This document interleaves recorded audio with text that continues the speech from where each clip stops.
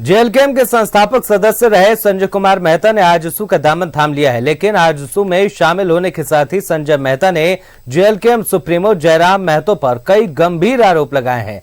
संजय मेहता ने कहा कि जयराम महतो सिंडिकेट चला रहे हैं, पहले कंपनियों के खिलाफ प्रदर्शन करते हैं, बाद में सेटलमेंट कर लेते हैं। देखिए रिपोर्ट।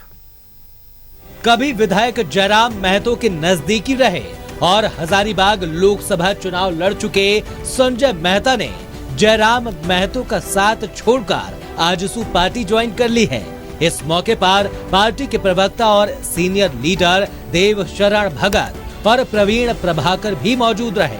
संजय मेहता ने जयराम महतो को छोड़ने के सवाल पर कहा कि जयराम तो पार्टी संगठन के बहाने एक सिंडिकेट चला रहे हैं जो कंपनियों को डरा धमकाकर हंगामा करती है और बाद में सेटलमेंट हो जाता है। उम्मीदों के साथ, जिन सपनों के साथ इस पूरे आंदोलन की बुनियाद रखी गई थी, धीरे धीरे वह एक सिंडिकेट में तब्दील हो गया। और मैंने अपने इस्तीफे के दौरान भी इस बात को कहा था कि वो पूरे तरीके से लोकतांत्रिक मर्यादा, लोकतांत्रिक मूल्यों और सिद्धांतों के विपरीत सिर्फ और सिर्फ आक्रोश की बुनियाद पर कार्य करने की कोशिश कर रहे हैं, जिसकी लोकतंत्र में बहुत ज़्यादा स्वीकार्यता नहीं है। इस कारण मैंने अपना इस्तीफा दे दिया था। इस पूरे तरीके से व्यक्ति केंद्रित, आत्ममुग्धित और पूरे तरीके से डेमोक्रेसी के मूल्यों को तार तार करके सिर्फ आक्रोश की बुनियाद पर काम करने की कोशिश की जा रही है।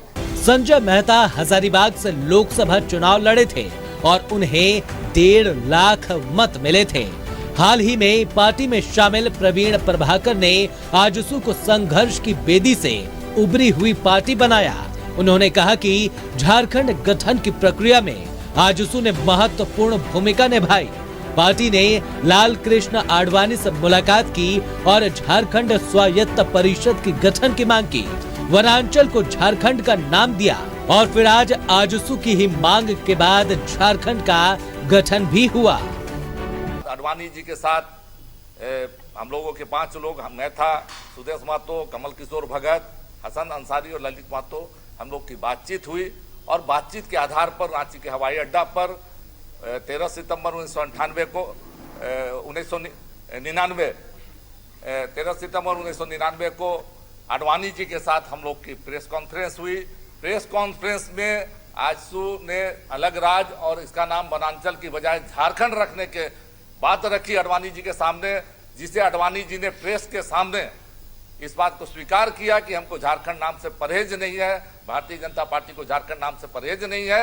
और उसी आजसू और आडवाणी जी के बीच जो बातचीत हुई, उसके आधार पर केंद्र सरकार ने अटल जी प्रधानमंत्री जब बने अगले चुनाव के बाद, और आडवाणी जी ने मिलकर अलग राज्य के संबंध में विधेयक लाने का काम किया। आजसू पार्टी से लोग किनारे की तैयारी कर रहे हैं तो नए लोग पार्टी में वापस भी आ रहे हैं। आजसू सुप्रीमो ने झरिया के पास पार्टी की एक बड़ी बैठक भी की और पार्टी के आगे की रणनीति पर विचार किया है और ये तय हुआ है कि पार्टी संघर्ष को तेज करेगी।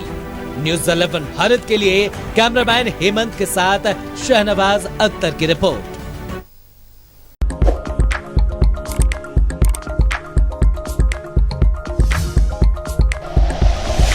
Like and share videos, subscribe करें हमारा चैनल और प्रेस करें बेल आइकॉन। न्यूज़ 11 भारत, सच है तो दिखेगा।